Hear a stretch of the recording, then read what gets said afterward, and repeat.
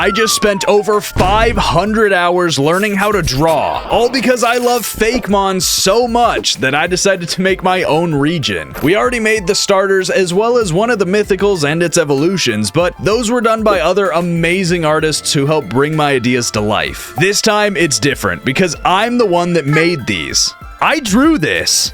Anyways, I'm curious which one of these 8 Pokemon will be your favorite. Let's get right into it. And don't forget, if you're still watching, you're glorious. When choosing which Pokemon I would add next to the Novula region, my mind immediately went to the bugs, the birds, the rodents, and even the fish of each region and how they're a must-have in early routes. Now, I was thinking of common bugs that are found in the Pacific Northwest, and you might think, you know, spiders, bees, or maybe even beetles, but you probably wouldn't think mosquitoes.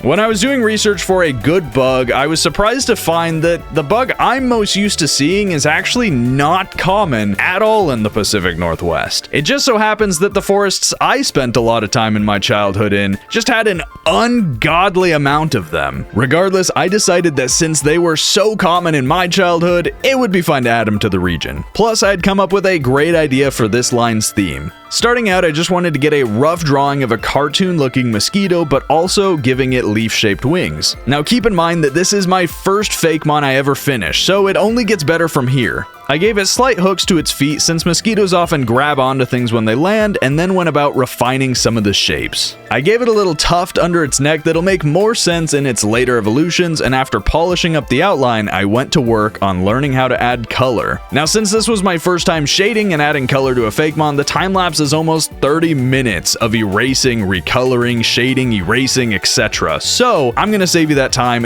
This is how it began, and 7 hours later, we got Mosquito, the leaf swarm Pokemon. Mosquito are found in just about every area of Novula due to the region being fairly rainy. They're incredibly small and equally as weak, able to do almost nothing on their own. They're also very dumb. Without the lead of a Vitrafly, they will often be drawn to light sources, and with their grass bug typing, they often succumb to the flames they find. They're unsurprisingly very flammable. It's not uncommon to find Mosquito flying in large groups lazily floating about, which is why they are called the leaf swarm Pokemon. I'm pretty happy with how this guy came out and how simple its design is. I feel it fits perfectly with being an early route bug. They're fast but can't dish out much damage, though it's definitely not a Pokemon you want to underestimate with its evolutions. I also made the shiny and autumn color because I personally just really love autumn colors on grass types. This Pokemon also has a gender difference which I will reveal in the evolution, but until then I will give you a hint. Comment if you know what the difference is going to be. Man, I can't see a thing. Which reminds me, today's video sponsor is Manta Sleep. Manta Sleep makes the world's best sleep masks and functional sleep accessories, which is huge because as a busy person always working hard, I need the best quality sleep that I can get. Plus, they're perfect for when you need to just take a nap throughout the day as they're incredibly comfortable and 100% blackout. With it being fully adjustable to fit anyone's size of head, as well as these amazing eye cups that protect your eyes from any pressure that you might have from any other ordinary mask, it is the perfect addition to your sleeping arsenal. They also have multiple styles for any of your sleeping needs. I have the Pro Mask, which is super lightweight and breathable, but they also have cooling masks, weighted, steam, silk, and even ones with Bluetooth speakers. So no matter what your needs are, they've got you covered. Go check out Manta Sleep right now and get yourself 10% off using code COSMIC. Your sleep will thank you. And thank you again, Manta Sleep, for sponsoring this video. For its evolution, I began by sketching out a similar body with a longer, larger torso and more adult proportions. I also wanted to make it a little bit more predator-like, so I took a pose inspired by a praying mantis. I didn't quite like some of the proportions, so I made the wings and leaves on its arms bigger and then shrunk down the abdomen, giving it more shape this time. I also brought back the scarf-like frill to the neck, but this time made them leaves and much bigger. I wanted this evolution to carry a little bit of grace while also looking significantly tougher than Mosquito. By this point, my understanding of adding color to Pokemon was a lot better than before, but I still struggled with shading as well as finding the right tones. After playing with it for long enough and asking some other creators for advice, I ended up with Manta Leaf, the Sentry Pokemon. Manta Sleep are the perfect example of survival of the fittest, as very few mosquito manage to evolve. They are incredibly fast, intelligent, and territorial. They are not commonly seen, but when they are, it's often gathering groups of lost mosquitoes and leading them back to the nest. If you see more than 2 Manta Sleep out in the forest, watch out, as you might be nearing a Vitrifly's home, where they act as guards or sentries. I think Manta Sleep is one of my favorite bug types since it looks just so graceful, yet the leaf blades in the stance scream danger. With a decent speed of 75 and attack of 102, they are truly glass cannons, but given their hidden ability in the sun, they can do some serious damage. I also love the idea that in nature, this Pokemon is uncommon because they're either hiding acting as guards for this mysterious Vitrifly, or because there simply just isn't a lot of them. Its shiny has a pale white body, which I think makes the fall colors, or the oranges, pop even more. And as for the gender differences I mentioned earlier, you might notice that Manta Sleep's eyes are red, while Mosquito's were green. In this instance, I ended up just liking red better, so I put it on the UI, but the line's females have green eyes, while the males have red. The final form of these foliage flyers starts with the same 3/4 turn pose as the prior, but then I realized that my idea for the design fit better with a symmetric front-facing pose, which was new, so I was gonna give it a try. The overall body and shape hasn't changed much in this stage and is more focused on the wings and neck leaves. I also gave it more prominent leaves on the eyes, sharper, more royal looking leaves around the neck, and large leafy wings. I played around with several different leaf type designs and settled on this waviness for a distinct leaf. I also wanted this form to have more color than before for a specific reason. The Pacific Northwest is one of the most popular places for glass art. This includes stained glass, which I wanted to use as inspiration for the wings. I ended up not liking how they looked with the shading, but eventually I was able to come to this final design of Vitrifly, the mosaic Pokemon. These very proud Pokemon are almost never seen. They gather armies of Mosquito and Manta Sleep to protect and serve it. But don't be fooled, they are deceptively strong. They will often fight just more methodically than directly. Their wings shine and sparkle like stained glass in the sun, and they will often contest with other Vitrifly for territory by comparing their wings. The one with more symmetric and elegant wings wins, thus why they hardly ever leave their nests. Its shiny is also even better than before, adding a glorious blue to the autumn colors. With Vitrifly being such an important figurehead to this line, I wanted to make it grand and worth protecting. I'd imagine that Manta Sleep are drawn to protect it not by its power, but their adoration for its beauty. That being said, with its new signature move, Swarm Guard, and its incredible stats, it's able to make up for its terrible typing and lax nature. It is also worth mentioning that the name Vitrifly comes from the word vitrail, which is the French word for stained glass, and fly, because it's a bug. I thought that was fun. The move Swarm Guard is a bug-type protective move that shields Vitrifly from 50% of incoming damage while also lowering the accuracy of Pokemon who come in contact with it by 1 stage. The user then also gains a boost to their speed and accuracy. This comes from the idea that Vitrifly never fight alone or rashly. They would rather sacrifice their army to give them time to prepare and attack. So what do you think of the first new line? Is it worth catching and training a Mosquito, or no? Anyways, on to the next one. For the second line I created, I decided to think about the various fish that the Pacific Northwest is known for, and unsurprisingly, it's the salmon. What's fun about salmon is how there's so many different forms of them, and they also have a very interesting life cycle. So I began to work on the first stage based on the salmon egg. I wanted to make a small fish based on the egg of a salmon, which has an outer layer of squishy gel-like material and then a darker core center. After some trial and error, I was finally satisfied with the placement of the fins as well as the shape of the tail, opting for a more typical shape of a fishtail. My goal for this design was to make a cute little guy inside a shell that he uses as both armor as well as mobility. I went with the classic orange outside and red core for a salmon egg, and then once I got the lighting and shading correct, we had Gupegg, the salmon egg Pokemon. Gupegg have almost no offensive capabilities, and their actual body is extremely frail. The embryo-like shell is the only thing that offers any defense. They put on a tough face and act aggressively, but will often flee from battle. I really love how this little guy turned out, and I tried to capture some of the gelatinous look of Pokemon like Reuniclus with its outer layer. This was by far one of the most challenging of the Fakemon that I made, simply because the lighting that liquid gives off versus normal materials is so different. As you can see, they are incredibly small and have almost no physical stats, though they do have an okay special attack, defense, and speed, which is aided by its ability Runaway to flee from battle. It's an egg. What more do you want from it? For its shiny, I decided to turn it liquid blue, which would help it blend better with the water, but also its red core stands out even more, so maybe shinies are even worse off. For the second stage, I moved up in the salmon lifecycle to the fry or smolt stage, where they now resemble a fish and have begun to develop their coloring.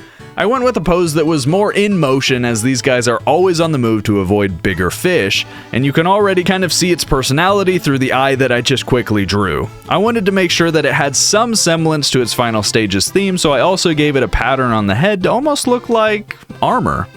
It carried the red from its previous evolution into the spots on its body, and finally we had Frightfin, the anxious Pokemon. Frightfin are extremely anxious due to no longer having the protective shell that they had become used to. They are incredibly quick, darting through the water to avoid enemies, and will often group together in schools as they head to sea. Frightfin was a fun one to design. Its dynamic pose shows that it's always in motion, but it also is almost curling up nervously. They're fairly large, and now with the hidden ability Swift Swim, which is on top of an already impressive 80 speed stat, it makes them incredibly fast. You might notice its special defense went down from its previous stage, which is due to losing the protective bubble it had. For its shiny, I decided to give it back some of the more orange and red reminiscent of Gupegg.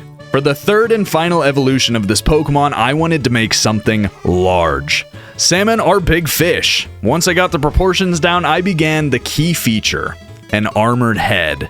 Now you might be wondering why this fish suddenly gained armor, and it's because of this. In the Pacific Northwest, there is a fish called a steelhead, which is a fish that looks like a trout and a salmon mix. They act like salmon migrating to the ocean, and they're apparently more closely related biologically to salmon, but they're considered trout. I don't know, it's weird, it's confusing. I'm not a marine biologist. If you are, let me know why it's a trout, salmon, trout fish, and why is it called a steelhead? Regardless, I took the coloration from the steelhead into mind for this line, and then took the name quite literally and gave the fish a steel head. It ended up keeping its colors and the spots and became much more intimidating, and after a lot of shading, I give you Salmite, the steelhead Pokemon. Salmite are only able to evolve after swimming upriver long enough to harden their body against the brutal current, or in Pokemon terms, using Waterfall 10 times in a row without fainting after level 28. While they look intimidating, Salmite are actually quite caring and gentle Pokemon. They look out for those around it as they remember what it felt like to be weak and afraid. They are known to be especially aggressive though against Gyarados, Dugong, and Celio, who are natural predators of theirs. Hopefully you guys found my play on words interesting. I thought it was funny, you know, steelhead, give the guy, steelhead. Anyways, this guy is incredibly tough, and with a typing only held by Empoleon, he would make an incredible addition to any team. Not to mention his stats. I used the Gyarados line as inspiration for the stats and lore of this entire line, and Salmite is no different. Its HP attack, special attack, and defense are just barely lower than Gyarados, while its speed and physical defense are somewhat higher. Plus, the hidden ability Defiant can help it gain an edge when facing an intimidating foe. The shiny form is the same as before, but just a little calmer with a darker orange and red, as well as a more dull coppery metal. Well, there you have it, the Salmite line, which would be a terrific addition to the Novula Rivers. But don't go anywhere, there's still 2 more Pokemon, and I think they might just be my favorite. And probably the best ones yet, considering these are in order from the first ones I made to the last ones I've made, so don't go anywhere. And of course, subscribe, comment, do all that jazz, and if you enjoy the video and it gets 3,000 likes, I'll turn some of your suggestions into Pokemon as well. I considered adding the regional bird to this video, considering I did the regional fish and the regional bug, but I had an idea for a 2-stage rodent, and I just kind of wanted to run with it, so that's what we're gonna do. I wanted to make a porcupine-like creature creature since they're well known for being found in Washington, which is in the Pacific Northwest. For the first stage, I wanted it to be cute, so it's more of a hedgehog since they look like small porcupines, and after getting its body proportions right, I went to work on the quills covering its back. Now, in the Novula region, there are a lot of tall mountains surrounding most towns, and as such, there's a lot of snow in the higher regions. I decided to make this early rodent an ice type, which doesn't happen very often for early route Pokemon. So after giving this guy some blue icy spikes, we had Bristice, the frost fur Pokemon. These little balls of cuteness are incredibly curious and friendly and will often wander into the mountains out of icy caves into nearby forests and towns. Predators tend to leave them alone due to the icy fur on their back hardening and becoming extremely sharp when scared or threatened. Now I will admit, after I finished this guy, I sent it to some fellow creators for critique, and I was met with the fact that I essentially just turned Jolthog Christ from Palworld into a Pokemon. Now look, this was not my intention. I completely forgot that Palworld had a little ice version of the Hedgehog spiky electric guy, but regardless, Bristice is the perfect little companion early in the Novula region. I probably could have made the face a little bit more pointed to look less like a bear, but I thought this one was just a little more cute. It's shiny as a light tannish color with a brighter, more vibrant blue ice spikes. It also is an ice normal type, which doesn't currently exist in Pokemon. Now typically a second stage rodent looks pretty tough, so I wanted to carry that on with this porcupine Pokemon. I drew it in a standing position, but it's more like one of those Pokemon that typically walks on all fours, but stands to look bigger and more intimidating. Along with the longer features, I gave it big sharp claws and long spiky quills. I also kept going with the design and eventually decided I was kind of making a new Alolan Sandslash, but they're based on pangolins and this is based on a porcupine, so I guess it's different enough. At first I wasn't sure how to color the ice spikes on its back, but I eventually found a style that I liked, and after several hours of shading, I ended up with Glaciaquill, the Ice Quill Pokemon. Glaciaquill's spikes are as hard as stone and always cold. It can use them to defend from attacks as well as hurl them at enemies and regrow them in minutes. They can often be seen sparring with Zangoose or Alolan Sandslash, and is generally territorial and cautious, but they make excellent partners as they are incredibly loyal and hard workers. To me, this is the best one that I've made. I absolutely love how the shading came out, and I think the ice is believable. I honestly could see this being something Pokemon would come out with, and I would be excited to catch it in a game. Its stats are also pretty good, with an incredible attack to pair with either a speed boost from Slush Rush or get amplified by Sheer Force, and it's also fairly bulky defensively.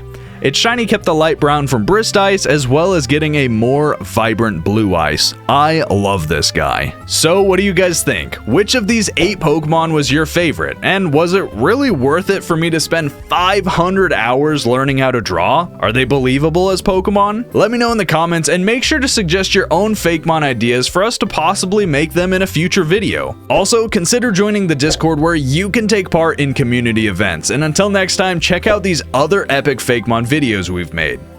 Bye-bye!